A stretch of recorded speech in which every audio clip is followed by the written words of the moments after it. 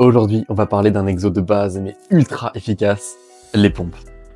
Que vous soyez débutant ou athlète confirmé, les pompes devraient être intégrées dans votre routine d'entraînement. Dans cette vidéo, je vais te montrer tout ce qu'il y a à savoir sur les pompes, donc les bases, les variations pour tous les niveaux, les erreurs à éviter et même comment les intégrer dans ton programme d'entraînement. Les pompes sont excellentes pour renforcer le haut du corps, notamment les pecs, les triceps et les épaules. Et en plus de ça, elles vont engager ta sangle abdominale, ce qui va en plus renforcer la stabilité de tout ton corps. Ok, tout d'abord, commençons à regarder la technique de la pompe. Tu vas placer tes mains au sol, légèrement plus que la largeur de tes épaules, tes pieds sont serrés et ton corps est parfaitement gainé, formant une ligne droite de la tête jusqu'aux pieds.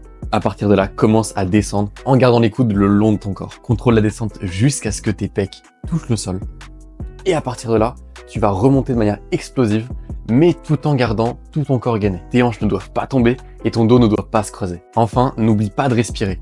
Tu inspires à la descente et tu expires à la remontée. C'est hyper important que tu conserves un bon rythme pour pas te perdre dans ton exécution. Maintenant qu'on a vu comment faire la pompe classique, je vais te montrer toutes les variations que tu vas pouvoir effectuer de débutant jusqu'à avancer. Si tu débutes complètement dans les pompes, il va falloir forcément que tu commences par les pompes sur les genoux. La technique est exactement la même que pour la pompe sur les pieds. Simplement sur celle-ci, tu vas venir poser les genoux au sol de manière à avoir moins de poids à porter. Une autre variation intéressante pour débuter, ce sont les pompes inclinées. Utilise une surface élevée comme un banc ou une table. Plus l'angle est sortant, plus c'est facile. Cela te permet de construire la force nécessaire pour par la suite faire tes pompes directement au sol. Toujours pour ceux qui débutent dans les pompes, on a ce qu'on appelle les demi-pompes. Pour cette pompe, tu vas descendre seulement à mi-chemin avant de remonter. Ça te permet de progresser tout en gardant le contrôle et en rendant l'exo un peu plus facile. Maintenant, on va passer à des pompes un peu plus compliquées pour les intermédiaires. Tout d'abord, on va voir la pompe standard, celle que je t'ai présentée en début de vidéo.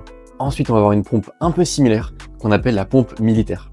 Alors celle-ci, elle est à mi-chemin entre des pompes diamants et des pompes classiques. C'est-à-dire que tes mains vont être un peu plus serrées, de manière à ce que tes coudes soient complètement collés le long de ton corps. De cette manière, tu vas rendre la pompe un peu plus difficile et tu vas un peu plus engager ton triceps. Maintenant, complètement à l'opposé, on a les pompes larges. Fais attention par contre pour cette variante à quand même garder les coudes le long de ton corps et à pas les sortir sur les côtés. Ça pourrait endommager tes articulations. Et pour finir avec les variations intermédiaires, on a les fameuses pompes diamants. Alors pour cette variante, tu vas venir placer tes mains en forme de diamant. Si tu te sens pas assez à l'aise avec cette position, tu peux tout simplement joindre tes mains. Ça fonctionne aussi très bien.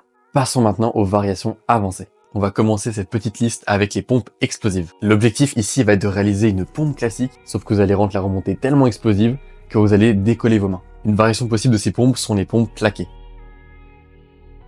La prochaine variation est la fameuse pompe à une main. Pour y arriver, entraîne-toi petit à petit à mettre plus de poids sur un bras et à avoir de moins en moins d'assistance avec le bras opposé. On enchaîne avec des pompes surélevées, mais cette fois-ci, ce sont les pieds qui sont surélevés. Pour ces pompes-là, l'objectif, ça va être de venir toucher le haut des pecs et c'est un exercice excellent qui augmentera largement la difficulté de tes pompes. Enfin, on termine cette catégorie avancée avec les pompes archées. Alors pour cette variation, l'un de tes bras est complètement tendu pendant que c'est l'autre qui effectue la pompe complète. Ça te permet de commencer à taffer le travail de manière unilatérale et de te préparer potentiellement pour la pompe à une main. Ça y est, on a fini les variations pour les 3 niveaux de difficulté. Bien sûr qu'il existe plein d'autres pompes différentes, plein de variations différentes, mais tu découvriras au fil du temps. Ici, je t'ai montré les principales et les plus intéressantes. Maintenant, on va parler de ton programme d'entraînement et comment tu peux progresser en pompe. Maintenant, si tu veux aller plus loin et que tu veux réussir à complètement optimiser ton entraînement, je te propose un service de coaching en ligne. À travers ce coaching, je te fournis un programme qui est personnalisé selon tes objectifs et tes besoins, à toutes les connaissances théoriques que j'ai pu accumuler au fil des années, ainsi qu'à l'analyse complète de chacun de tes trainings. Mon but ici, c'est qu'à terme de cet accompagnement, tu deviennes complètement indépendant et que tu puisses te débrouiller par toi-même. Alors si tu as envie de devenir meilleur au poids du corps ou même que tu as envie d'apprendre des figures comme le front lever, le handstand ou encore la planche, envoie-moi un DM sur Insta pour qu'on puisse en discuter. Et ce sera avec grand plaisir que je viendrai t'aider dans ta quête de progression. Je vais te présenter 4 méthodes d'entraînement différentes. Il est important de noter que pour chacune des méthodes d'entraînement que je vais te présenter, tu dois mettre en place la surcharge progressive. C'est-à-dire qu'au fil des séances et au fil des semaines, tu vas de plus en plus augmenter les répétitions et la difficulté des variantes que tu travailles. La première méthode dont je vais te parler, c'est le volume. Alors tout simplement, ça va consister à définir un nombre de séries et de répétitions données. Par exemple, 3 séries de 12 à 15 répétitions. Et au fur et à mesure des séances et des semaines, augmenter à chaque fois de 1 ou 2 répétitions, voire même augmenter de 1 à 2 séries.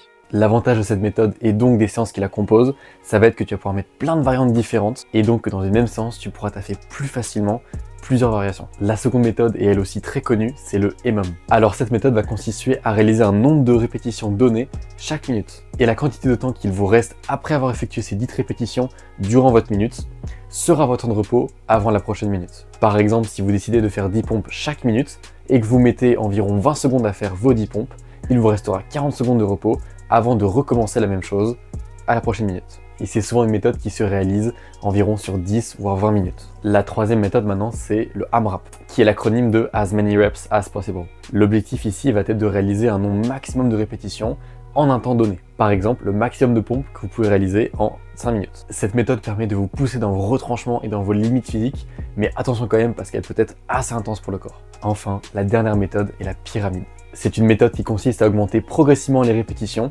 avant d'atteindre un pic de répétition et ensuite de redescendre. Par exemple, vous allez commencer par 1, puis 2, puis 3 pompes jusqu'à atteindre 15 pompes et ensuite redescendre en faisant 12, 11, 10, 9, etc. Pour toutes ces méthodes, il est super important que tu notes tes performances pour essayer de faire mieux la prochaine fois. Tu l'as compris, l'intérêt est de mixer toutes ces méthodes en les alternant et en les combinant afin d'obtenir le meilleur résultat possible. Le conseil principal dans tout ça, ça va être d'alterner le plus possible et de faire le plus possible de variations pour éviter un plateau de stagnation sur une variation ou un type de pompe.